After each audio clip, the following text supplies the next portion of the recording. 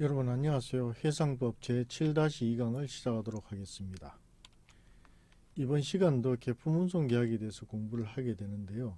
계품운송계약 중 제운송계약과 선박 소유자의 책임, 또 순차 운송인의 책임, 그리고 제소기간의 순으로 알아보도록 하겠습니다. 먼저 제운송계약과 선박 소유자의 책임에 대해서 알아보겠습니다. 선박 소유자와 항해용선계약이나 전기용선계약을 체결한 용선자가 다시 제3자의 운송물을 운송해주기로 하는 운송계약을 체결하는 경우에 최초의 용선계약을 주운송계약이라고, 용선자와 제3자와의 운송계약을 주운송계약과 구분하여 제운송계약이라고 합니다. 광의의 제운송계약으로는 용선자가 운송인으로서 체결하는 항해용선계약, 전기용선계약 및 계품운송계약을 모두 포함하는 개념입니다. 이와 달리 협의의 제운송계약으로는 용선자가 제3자와의 사이에 계품운송계약을 체결할 경우에 이러한 계약을 협의의 제운송계약이라고 합니다. 제운송계약의 당사자는 제3자가 송화인 또는 용선자의 지위에 있는데, 주운송계약상의 용선자는 운송인의 지위에 서게 되고, 운송의 실행행위를 하는 선박 소유자는 실제 운송인이라고 하는데, 이는 강학상의 개념으로 제운송계약의 당사자는 아닙니다. 제운송계약상 운송인의 지위에 서게 되는 용선자에는 선처의 용선자는 포함되지 않고 항해 용선자나 전기 용선자만 포함하게 됩니다.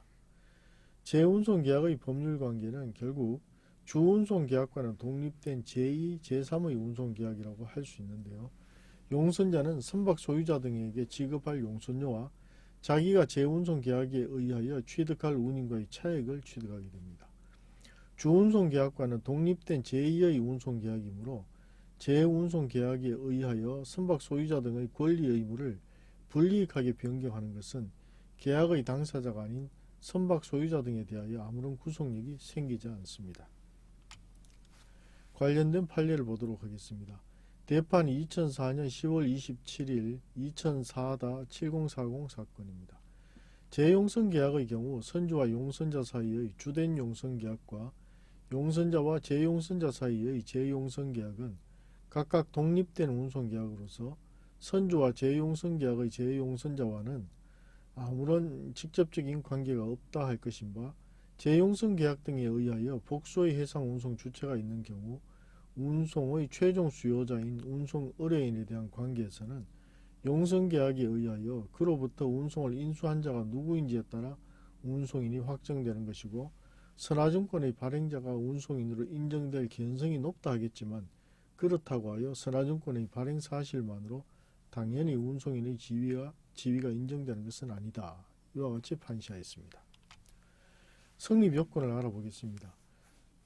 용선계약이 정한 바에 따라서 선박 소유자 등과 용선자의 관계가 성립이 되고요. 용선자는 반대의 특약이 없고 선박 소유자 등의 이익에 반하지 않는 한 제운송계약을 나부터 다시 하겠습니다. 다음은 성립 요건에 대해서 알아보겠습니다. 선박 소유자 등과 용선자와의 관계는 용선계약이 정하는 바에 따릅니다. 용선자는 반대의 특약이 없고 선박 소유자 등의 이익에 반하지 않는 한 제운송계약을 체결할 때 선박 소유자 등의 승낙을 필요로 하지 않습니다. 다음은 법률관계에 대해서 알아보겠는데요. 먼저 제운송계약 당사자의 내부적 법률관계에 대해서 알아보겠습니다. 용선자와 그 상대방인 제용선자 또는 송화인과의 관계는 제운송계약에 따라 정해집니다. 이때 용선자는 상대방에 대하여 운임 청구권 등 운송계약상의 권리를 취득합니다. 제운송계약상의 운송인으로서 그 상대방에 대한 의무도 부담을 하게 됩니다. 의무를 이행하지 않아 상대방에 대하여 손해배상 책임을 부담하는 경우에는 운송인 책임 제한을 주장할 수 있습니다. 제운송계약상 운송인의 지위에 있는 용선자가 선박 내에서 선박 운항과 직접 관련하여 발생한 손해에 대하여 선주 책임 제한을 주장할 수 있다는 견해도 있으나, 항해 용선자와 전기 용선자는 선박 운항자가 아니므로 선주 책임 제한을 주장할 수 없습니다. 다음은 선박 소유자와 제3자의 관계에 대해서 알아보겠습니다. 이 선박 소유자 등과 제용선자 또는 송화인과의 관계는 제809조에 의하여 책임을 지는 것 외에는 선박 소유자 등은 송화인에 대하여 직접적인 법률관계를 갖지 않습니다. 선박 소유자 등은 제운송계약의 송화인에 대하여 운임 또는 용선료의 청구를 할 수 없습니다. 재운송 계약상의 송화인이 용선자에게 운임을 지급한 경우에도 선박 소유자 등은 운송 계약에 있어서의 용선료의 지급을 받을 때까지 운송물을 유치할 수 있습니다. 항해용선과 전기용선 계약에 있어서 선박 소유자가 선박 운항의 주체가 되는데요. 용선자가 재운송 계약을 체결한 경우에는 용선자는 계약상의 운송인이 되고 운송의 실행은 선박 소유자가 하게 됩니다. 이때 선박 소유자의 책임은 재운송 계약상의 화주인 송화인이나 재용선자 등의 제3자와 선박 소유자와의 사이에서 재운송 계약 위반에 대하여는 선박 소유자의 불법행위 책임을 물을 수 있습니다. 제809조는 재운송 계약의 이행이 선장의 직무 범위 내의 것인 경우에는 선박 소유자도 그 제3자에 대하여 가망능력 주의 의무와 운송물에 관한 주의 의무를 부담하게 됩니다. 선박 소유자가 이러한 의무에 위반한 경우에는 재운송 계약의 상대방에 대하여 실제 운송인으로서 손해배상 책임을 부담하게 됩니다. 용선계약상의 항변 사유뿐만 아니라 재운송 계약상의 항변 사유로도 제3자에게 대항할 수 있습니다. 제809조에서 말하는 선장의 직무의 범위 내의 것이란 것은 선박 소유자의 선박 운항과 운송 행위의 이행에 있어서의 책임을 얘기합니다. 직접적인 계약 관계가 없는 제3자와의 관계에서 불법행위 책임의 요건을 확인해 주는 것이라고 할 수 있습니다. 다음은 용선자와 제3자와의 관계에 대해서 알아보겠습니다. 재운송 계약은 선박 소유자가 선박 운항의 주체이기 때문에 선박의 충돌, 좌초 등에 의한 제3자에 대한 책임은 선박 소유자가 부담하게 됩니다.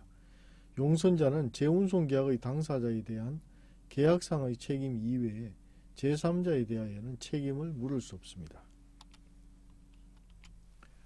관련된 판례를 보시면요. 1998년 1월 23일 97-3144의 사건입니다. 선박이 재용선될 경우 이 재용선 계약은 독립된 계약으로서 선주와 재운송 계약의 운송 의뢰인과의 관계에서는 아무런 직접적인 관계가 없으므로 선주가 직접 재운송 계약의 운송 의뢰인이나 수하인에 대하여 주된 운송 계약상의 운임 등을 청구할 수는 없다라고 판시하였습니다. 다음은 순차 운송인의 연대 책임에 대해서 알아보겠습니다. 하나의 운송에 수인의 운송인이 시간적, 장소적으로 연속하게 참여하게 되는 경우를 얘기하는데요. 같은 운송물에 대하여 수인의 운송인이 순차로 운송하는 것을 순차 운송이라고 하고 이러한 운송에 참여하는 운송인을 순차 운송인이라고 합니다. 이러한 순차 운송의 종류로는 복수의 운송수단이 서로 연결되는 순차 운송인 복합 운송과 같은 종류의 운송수단이 서로 연결되는 순차 운송인 단순 순차 운송, 또 국내에서만 이루어지는 순차 운송인 국내 순차 운송과 두 개 이상의 국가 사이에서 이루어지는 순차 운송인 국제 순차 운송 등으로 구분할 수 있습니다. 먼저 운송의 형태에 따라서 분류해 보면 광의의 순차 운송은 동종의 운송수단에 의한 단순 순차 운송과 2종 이상의 운송수단에 의한 복합 운송을 얘기합니다. 계약의 형태에 따라서 분류해 보면 부분 운송, 하수 운송, 동일 운송과 공동 운송으로 크게 구분할 수 있는데요. 부분 운송은 수인의 운송인이 각자 독립하여 각 특정 구간의 운송을 인수하는 것을 의미합니다. 각 운송 구간마다 한 개의 운송 계약이 성립하고 각 운송 계약 상호 간에는 아무런 관계가 없습니다. 또 하수 운송은 원수 운송인이 전 구간의 운송을 인수하고 그 전부 또는 일부를 하수 운송인에게 운송시키는 형태의 운송을 얘기합니다. 하수 운송인과의 운송 계약은 원수 운송인의 명의와 그의 계산으로 체결되므로 송화인 또는 수화인은 하수 운송인에 대하여 아이고 미치겠네 진짜. 다시 하겠습니다. 다음은 계약의 형태에 따른 분류를 알아보겠습니다. 계약의 형태에 따라서 부분 운송, 하수 운송, 동일 운송과 공동 운송으로 구분할 수 있습니다. 먼저 부분 운송은 수인의 운송인이 각자 독립하여 각 특정 구간의 운송을 인수하는 것입니다. 각 운송 구간마다 한 개의 운송 계약이 성립하고 각 운송 계약 상호 간에는 아무런 관계가 없습니다. 다음 하수 운송은 원수 운송인이 전 구간의 운송을 인수하고 그 전부 또는 일부를 하수 운송인에게 운송시키는 형태의 운송을 얘기합니다. 하수 운송인과의 운송계약은 원수 운송인의 명의와 그의 계산으로 체결되므로 송하인 또는 수하인은 하수 운송인에 대하여 직접 책임을 추궁할 수 없습니다. 또 동일 운송은 수인의 운송인이 공동으로 전 구간의 운송을 인수하는 계약을 송하인과 체결하고 내부 관계로서 각 운송인의 담당 구간을 정하는 것입니다. 한 개의 운송계약이 성립하나 수인의 운송인 전원에게 상행위가 되는 한 개의 행위로서 채무를 부담하게 됩니다. 각 운송인은 전 운송 구간에 대하여 송하인에게 상법상 당연히 연대 채무를 부담하게 됩니다. 운송 주선인이 동일 운송에 참여하는 경우는 없다고 하겠습니다. 다음은 공동 운송에 대해서 알아보겠습니다. 송하인과 제1의 운송인 사이에 전 구간에 대한 운송 계약이 체결되고 제1의 운송인은 자, 다시 하겠습니다. 다음은 공동 운송에 대해서 알아보겠습니다. 송하인과 제1의 운송인 사이에 전 구간에 대한 운송 계약을 체결하고 제1의 운송인은 자기의 운송 구간만의 운송을 실행하고 나머지 구간에 대하여는 제2, 제3의 운송인 등과 자기의 명의와 송하인의 계산으로 운송 계약을 체결함으로써 제2, 제3의 운송인이 제1 운송인의 운송 구간을 제외한 나머지 구간의 운송을 인수하게 됩니다. 수인의 운송인이 법률상 하나의 운송 관계에 순차적으로 참가하는 것입니다. 협의의 순차 운송이라고 하는데요. 제1의 운송인이 송하인의 계산으로 제2, 제3의 운송인과 운송계약을 체결한다는 점에서 자기의 계산으로 운송계약을 체결하는 하수 운송과 구별됩니다. 운송인 상호 간에 직접 운송물을 주고받는 점에서는 동일 운송과 유사하지만 동일 운송의 경우에는 송하인은 수인의 운송인과 전 구간에 대한 하나의 운송계약을 체결하고 부분 운송장을 교부하는 반면 공동 운송의 경우에는 송하인은 제1의 운송인과 전 구간에 대한 하나의 운송계약을 체결하고 일관 운송장을 교부하는 점이 다르다고 하겠습니다. 이러한 공동 운송과 하수 운송의 차이점에 대해서 표로 도식화하면 표 10과 같이 되는데요. 계약 당사자는 계약의 주체가 부분 운송에서는 구간별 운송인, 하수 운송에서는 원수 운송인, 동일 운송에서는 운송인 공동, 공동 운송에서는 제1 운송인이 되고요. 이러한 계약의 상대방은 부분 운송에서는 송하인, 하수 운송에서는 제2, 제3의 운송인인 하수 운송인, 동일 운송에서는 송하인, 또 공동 운송에서도 제2, 제3의 운송인이 되겠습니다. 계약의 특징을 보면 부분 운송은 각각의 운송인별로 별도 계약이 체결된다는 것이 특징이고요. 하수 운송은 원수 운송인과 하수 운송인 각자와의 계약으로 볼 수 있는데 송하인과의 관계에서 하수 운송인은 원수 운송인의 이행 대행자에 해당된다고 보겠습니다. 또 동일 운송은 한 개의 운송 계약을 공동 인수하는 내부 관계로 공동 인수하는 것인데요. 내부 관계로 운송인 간의 담당 운송 구간을 정하게 되고 운송 주선인이 이러한 동일 운송에 참여하는 경우는 없다고 합니다. 또 공동 운송은 송하인과 제1 운송인이 전 구간 운송 계약을 체결하고 제2, 제3의 운송인은 각자 구간의 운송을 인수합니다. 수인의 운송인이 하나의 운송 관계에 순차적으로 참가하는 관계입니다. 계산의 주체는 부분 운송은 각각의 운송인별로 계산하게 되고 하수 운송에서는 원수 운송인, 동일 운송에서는 운송인 공동 운송에서는 송하인이 계산을 하게 됩니다. 또 책임의 주체는 부분 운송에서는 각각의 운송인, 하수 운송에서는 원수 운송인, 동일 운송에서는 운송인이 공동해서 책임을 지는데 연대 채무를 진다고 볼 수 있고요. 공동 운송에서는 제1 운송인이 책임을 지게 됩니다. 운송장은 구간별 부분 운송장, 전 구간 일관 운송장, 구간별 부분 운송장, 전 구간 일관 운송장이 발행된다고 볼 수 있고요. 운송물을 수수하는 당사자는 운송인과 송인 간의 간접 수수를 하게 되고 하수 운송에서는 운송인 상호 간의 직접 수수, 동일 운송에서는 운송인 상호 간의 직접 수수, 공동 운송에서는 운송인 상호 간의 직접 수수를 하게 됩니다. 다음은 해상 순차 운송인의 책임에 대해서 알아보겠습니다.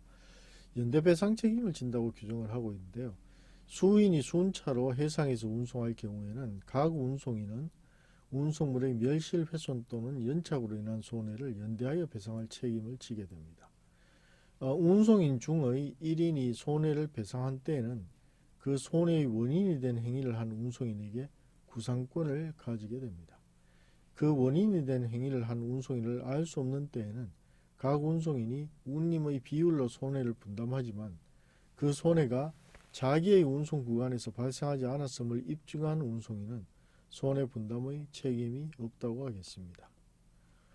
다음은 순차 운송인은 수인의 운송인이 서로 운송상의 연락관계를 가지고 있을 경우 송화인이 최초의 운송인에게 운송을 위탁함으로써 다른 운송인을 동시에 이용할 수 있는 협의의 순차 운송, 즉 공동 운송을 의미하는데요. 부분 운송의 경우에는 각 운송 구간마다 독립된 운송계약이 성립하므로 각 운송인이 송화인에 대하여 연대 책임을 부담할 근거가 없습니다. 하수 운송인의 운송의 경우에는 원수 운송인만이 송화인에 대하여 계약 당사자로서 모든 책임을 부담하게 됩니다. 동일 운송의 경우는 각 운송인이 제57조 제1항에 의하여 당연히 연대 책임을 부담하기 때문에 해상 순차 운송인은 공동 운송의 경우만 해당이 된다고 하겠습니다.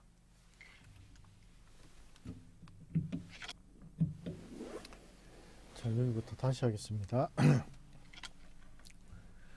다음은 해상 순차 운송인의 책임에 대해서 알아보겠습니다. 수인이 순차로 해상에서 운송할 경우에는 각 운송인은 운송물의 멸실, 훼손 또는 연착으로 인한 손해를 연대하여 배상할 책임을 지게 됩니다. 운송인 중의 1인이 손해를 배상한 때에는 그 손해의 원인이 된 행위를 한 운송인에게 구상권을 가지게 됩니다. 그 원인이 된 행위를 한 운송인을 알 수 없는 때에는 각 운송인이 운임의 비율로 손해를 분담하지만 그 손해가 자기의 운송 구간에서 발생하지 않았음을 입증한 운송인은 손해 분담의 책임이 없습니다. 수인의 운송인이 서로 운송상의 연락관계를 가지고 있을 경우 송화인이 최초의 운송인에게 운송을 위탁함으로써 다른 운송인을 동시에 이용할 수 있는 협의의 순차 운송을 얘기하는데, 부분 운송의 경우에는 각 운송 구간마다 독립된 운송계약이 성립하므로 각 운송인이 송화인에 대하여 연대 책임을 부담할 근거가 없습니다.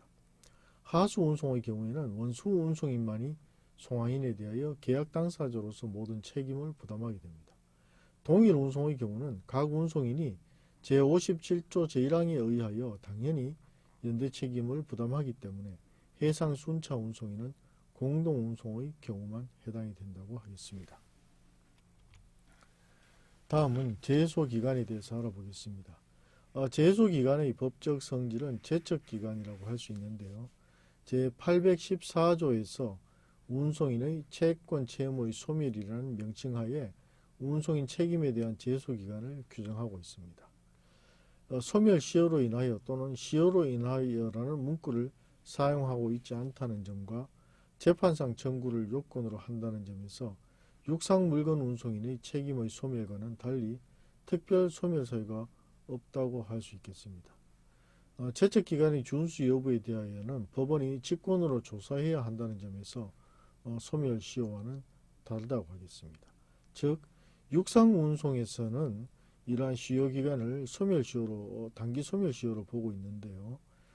해상운송에서는 우리 제5편 상법 제5편 해상편에서는 이러한 기간들을 제척기간으로 규정을 하고 있고, 제척기간이기 때문에 재판상 청구를 요건으로 하고 있을 뿐만 아니라 특별 소멸 사유를 별도로 두고 있지 않다 하는 점에서 차이가 있다, 이렇게 볼 수 있겠습니다.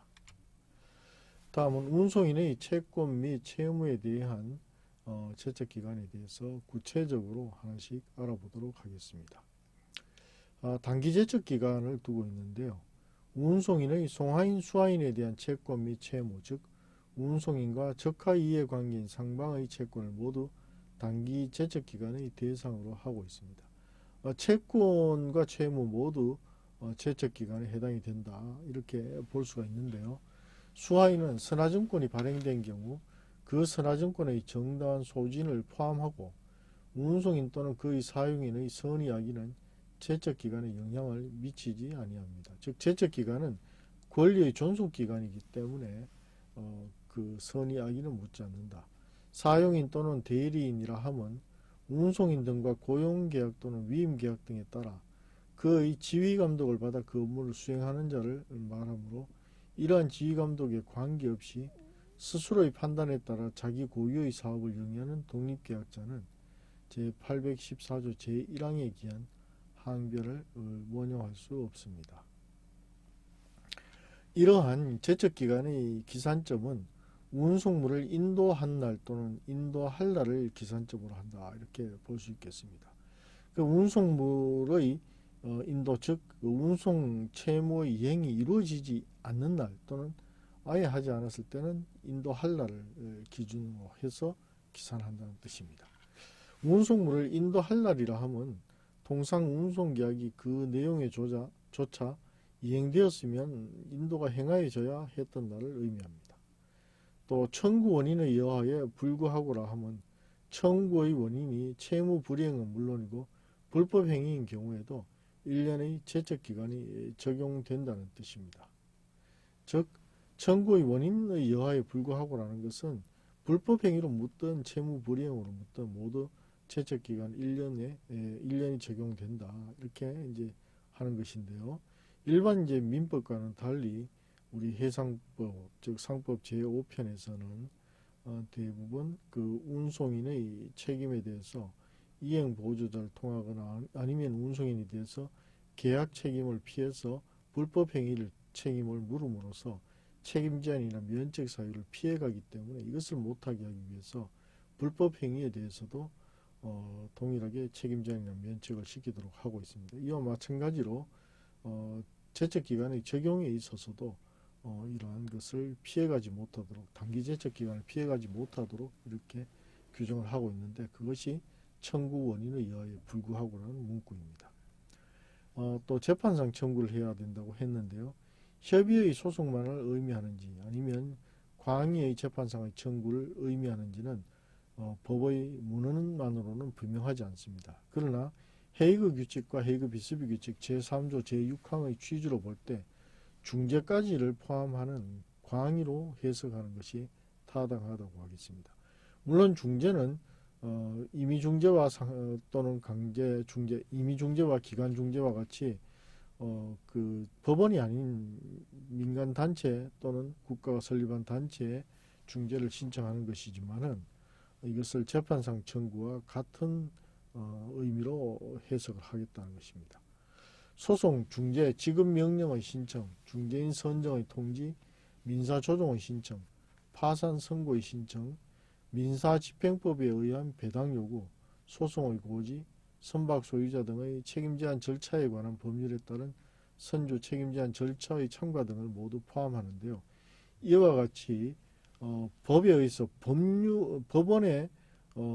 법원을 통해서 여러 가지 그 집행 절차를 취하거나 소송을 하게 되는 것은 당연히 재판상의 청구를 보게 되고요.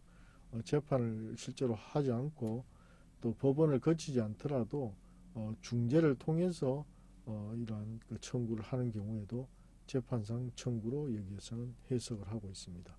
이와 같이 제척기간과 관련해서는 인정하는 이제 재판상의 청구로 인정하는 범위가 상당히 넓고 공식적인 어떤 절차에 의해서 배상 청구를 하게 되면은 모두 재판상의 청구다 이렇게 볼 수 있다고 하겠습니다. 다음 구상소송에서의 제소기간에 대해서 알아보겠습니다.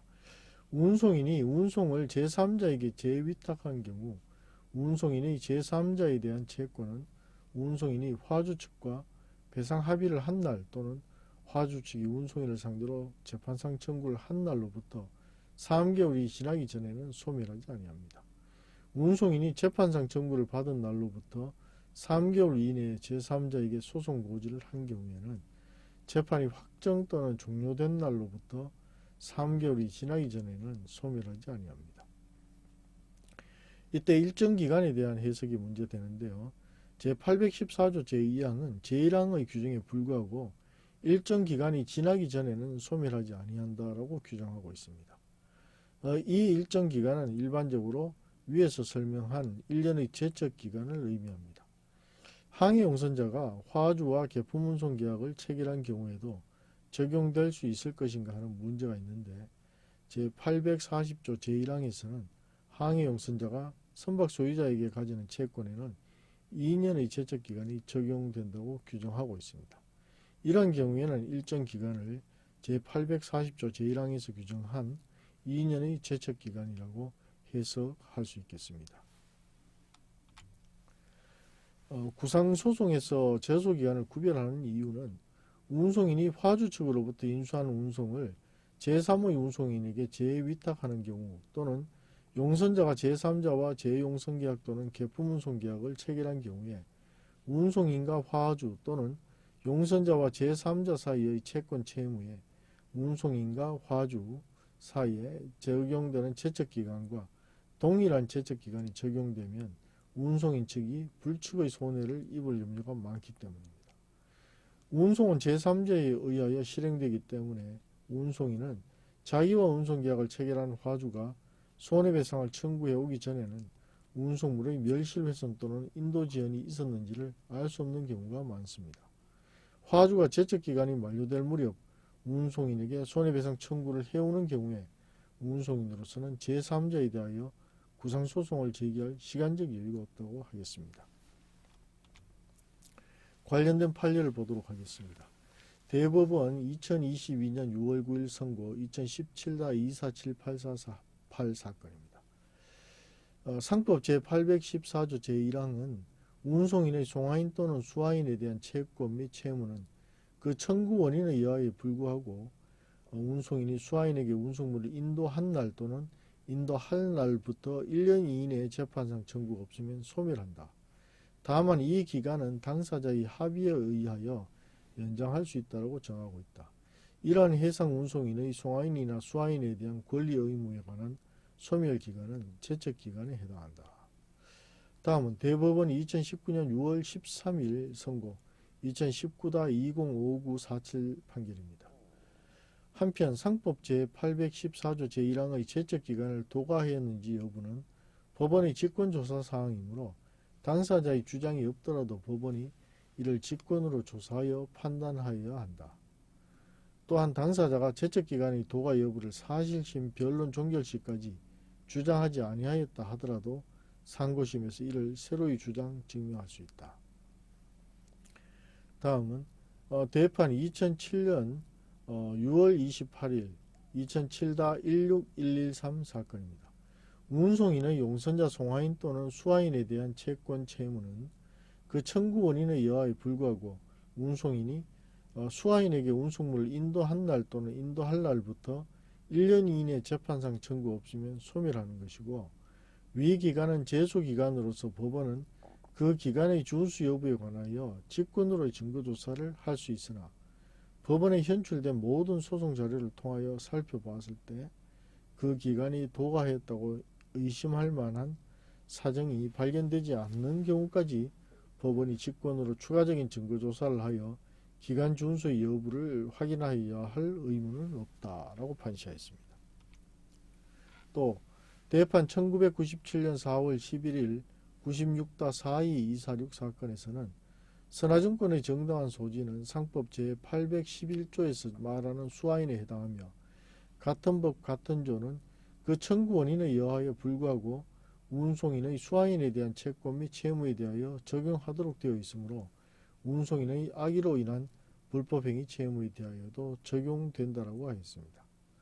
또 대판 1997년 9월 30일 96-54850 사건에서는 상법 제811조는 운송인의 용선자 송화인 또는 수화인에 대한 채권 및 채무는 그 청구 원인에 의하여 불구하고 운송인이 수화인에게 운송물을 인도한 날 또는 인도할 날부터 1년 내에 재판상 청구가 없으면 소멸한다고 규정하고 있는 바 해상 운송계약에 따른 선화증권이 발행된 경우에는 그 선화증권의 정당한 소지인이 위 규정에서 말하는 수화인이므로 선화증권 소지인의 운송인에 대한 채권의 경우에도 상법 제811조가 적용된다. 상법 제811조는 운송인의 악의나 고의 여부 등 그 청구 원인의 여하를 가리지 아니하고 적용된다. 다음은 대판 1999년 10월 26일 99-41329 사건입니다. 해상운송계약에 따른 선화증권이 발행된 경우에는 그 선화증권의 정당한 소지인이 상법 제811조의 수하인이고 상법 제811조는 운송인의 해상운송계약상의 이행청구 및 채무불이행에 따른 손해배상 청구의 경우 뿐만 아니라 운송인의 불법행위에 따른 손해배상 청구 등 청구 원인의 여하에 관계없이 적용되므로 상법 제811조는 선화증권의 소지인이 운송인에 대하여 운송물에 대한 양도담보권을 침해한 불법행위에 따른 손해배상 책임을 묻는 경우에도 적용된다라고 판시하였습니다.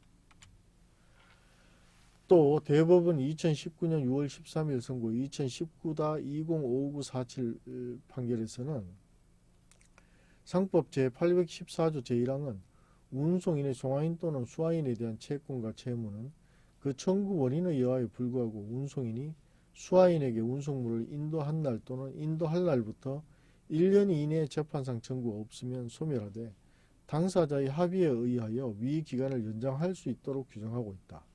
이러한 해상 운송인의 송화인이나 수하인에 대한 권리 의무에 관한 소멸기간은 제척기간이고 제척기간의 기산점은 운송물을 인도한 날 또는 인도할 날이다. 다음은 대판 1997년 11월 28일 97-28490 사건입니다. 상법 제811조는 운송인의 용선자 송화인 또는 수하인에 대한 채권 및 채무는 그 청구 원인의 여하에 불구하고 운송인이 수하인에게 운송물을 인도한 날 또는 인도할 날부터 1년 내에 재판상 청구가 없으면 소멸한다고 규정하고 있는 바, 여기서 운송물을 인도할 날이라고 함은 통상 운송계약이 그 내용에 조차 이행되었으면 인도가 행하여져야 했던 날을 말한다고 할 것이다 라고 판시했습니다. 다음은 대판 2007년 4월 26일 2005-5058 사건인데요. 상법 제811조에서 정한 운송물을 인도한 날은 통상 운송계약이 그 내용에 조차 이행되었으면 인도가 행하여져야 했던 날을 말하는데, 운송물이 멸실되거나 운송인이 운송물의 인도를 거절하는 등의 사유로 운송물이 인도되지 않은 경우에는 운송물을 인도할 날을 기준으로 위 규정의 제소기간이 도과되었는지 여부를 판단하여야 한다라고 판시하였습니다. 다음은 대판 2001년 10월 30일 2000-62490 사건입니다. 원고의 위와 같은 청구 원인 사실의 주장 속에는 원고가 이 사건 제2선화증권을 발행받은 송화인의 자격에서 운송인의 대리인인 피고에게 그 운송물의 멸실을 이유로 불법행위에 의한 손해배상 책임을 구하는 취지뿐만 아니라 원고가 이 사건 제1선화증권의 발행인으로서 위 선화증권의 소지인인 운송물에 대한 권리자에게 운송물의 멸실로 인한 손해액을 먼저 배상하여 주고 위 운송물의 멸실에 실질적으로 책임이 있는 운송인의 대리인인 피고를 상대로 위 배상 금액을 구상하는 취지도 포함되어 있다고 보는 것이 상당하다고 할 것이다. 그리고 해상 물건 운송 계약에 있어 계약 운송인과 실제 운송인과의 관계와 같이 복수의 주체가 운송물의 멸실 훼손으로 인하여 선화증권 소지인에 대하여 연대하여 손해배상 책임을 부담하는 경우 어느 일방이 선화증권 소지인에 대하여 먼저 손해액을 배상한 후 다른 일방에 대하여 그 배상 금액을 구상하는 경우에는 운송인의 채권 채무의 소멸을 규정하고 있는 상법 제811조 소정의 단기 제척 기간에 관한 규정은 적용되지 않는다고 할 것이다. 그럼에도 불구하고 원심이 원고의 이 사건소를 해상물건 운송계약상의 송화인인 원고가 운송인의 국내 대리점인 피고에 대하여 불법행위로 인한 손해배상을 구하는 취지로만 파악하여 상법 제811조 소정의 1년의 제소기간이 경과하여 부적법하다고 본 것은 필요한 심리를 다하지 아니하여 원고의 청구 원인 사실을 잘못 이해하였거나 상법 제811조의 적용 범위에 관한 법리를 오해하여 판결에 영향을 미친 위법이 있다 할 것이고, 이를 지적하는 상고 이유의 주장은 이유 있다라고 판시하였습니다. 다음은 대법원 2018년 12월 13일 선고 2018-244761 판결에 대해서 알아보겠습니다.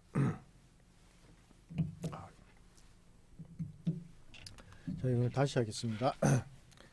자, 마지막으로 대법원 2018년 12월 13일 선고 2018-244761 판결에 대해서 알아보겠습니다. 가 상법 제814조 제1항은 다시 자, 얘기 다시 하겠습니다. 다음은 다시 자, 마지막으로 대법원 2018년 12월 13일 선고 2018-244761 판결에 대해서 알아보겠습니다. 상법 제814조 제1항은 본문에서 운송인의 송화인 또는 수화인에 대한 채권 및 채무는 그 청구 원인에 의하여 불구하고 운송인이 수화인에게 운송물을 인도한 날 또는 인도할 날부터 1년 이내에 재판상 청구가 없으면 소멸한다라고 규정하여 운송인의 송화인 또는 수화인에 대한 채권 채무의 단기 채적 기간에 관하여 정하는 한편 단서에서 다만 이 기간은 당사자의 합의에 의하여 연장할 수 있다라고 규정하여 당사자의 합의에 의한 위 기간의 연장을 인정하고 있다. 상법 제814조 제2항은 운송인이 인수한 운송을 다시 제3자에게 위탁한 경우에 송화인 또는 수화인이 제1항의 기간 이내에 운송인과 배상 합의를 하거나 운송인에게 재판상 청구를 하였다면 그 합의 또는 청구가 있은 날부터 3개월이 경과하기 이전에는 제3자에 대한 운송인의 채권 채무는 제1항에도 불구하고 소멸하지 아니한다. 운송인과 그 제3자 사이에 제1항 단서와 동일한 취지의 약정이 있는 경우에도 또한 같다. 라고 규정하여 운송인이 다시 제3자에게 위탁한 경우의 특징을 정하고 있다. 상법 제814조 제2항 전단에서 규정한 제1항의 기간이란 상법 제814조 제1항 본문에서 정한 운송물을 인도한 날 또는 인도할 날부터 1년의 기간은 물론 상법 제814조 제1항 단서에 따라 당사자의 합의에 의하여 연장된 기간을 포함한다고 보아야 한다. 그 이유는 다음과 같다. 상법 제814조 제1항에서 정한 제척기간은 운송물을 인도한 날 또는 인도할 날부터 1년의 기간과 당사자의 합의에 의하여 연장된 기간이다. 상법 제814조 제2항 전단은 제1항 단서라고 규정한 같은 항 후단과 달리 제1항의 기간이라고만 규정하여 상법 제814조 제1항 본문과 단서를 구분하거나 적용 범위를 제한하고 있지 않다. 따라서 위 제1항의 기간 부분을 그 문헌의 통상적 의미로 충실하게 해석하면 상법 제814조 제1항 본문과 단서에 정해진 기간을 모두 의미한다고 해석할 수 있다. 또한 구상법 제811조는 상법 제814조 제1항과 마찬가지로 운송인의 송화인 또는 수화인에 대한 채권 채무에 관하여 1년의 단기 채적 기간을 정함은 물론 이를 당사자의 합의에 의하여 연장할 수 있도록 정하고 있었다. 그런데 구상법 제811조에 대해서는 운송인이 인수한 운송을 다시 제3자에게 위탁한 경우 구상법 제811조에 따라 운송인과 제3자 사이의 채권 채무에 운송인과 송화인 또는 수화인 사이에 적용되는 제척기간과 동일한 제척기간이 적용되면 운송인이 불측의 손해를 입을 우려가 있다는 지적이 있었다. 이에 2007년 8월 3일 상법 개정 당시 운송인의 송화인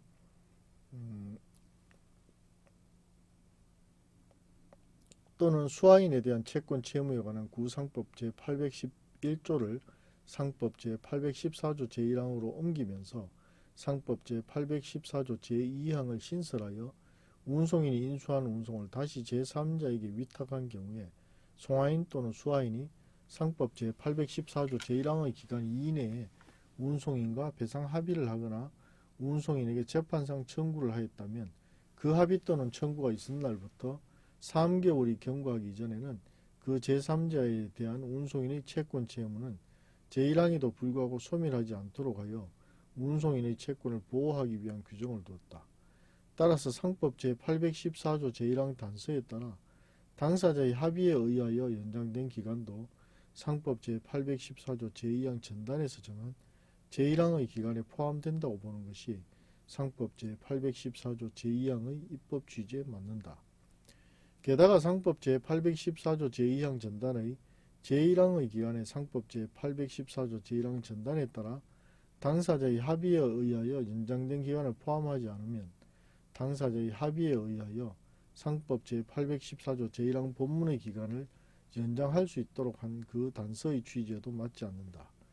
따라서 운송인이 인수한 운송을 다시 제3자에게 위탁한 경우 송화인 또는 수화인이 상법 제814조 제1항에서 정한 기간, 즉 운송물을 인도한 날 또는 인도할 날부터 1년 또는 당사자의 합의에 의하여 연장한 기간 이내에 운송인과 배상 합의를 하거나 운송인에게 재판상 청구를 하였다면 그 합의 또는 청구가 있는 날부터 3개월이 경과하기 이전에는 제3자에 대한 운송인의 채권 채무는 소멸하지 않는다. 이와 같이 판시하였습니다. 이상 제3-7 다시 하겠습니다. 이상 제7-2강을 마치도록 하겠습니다.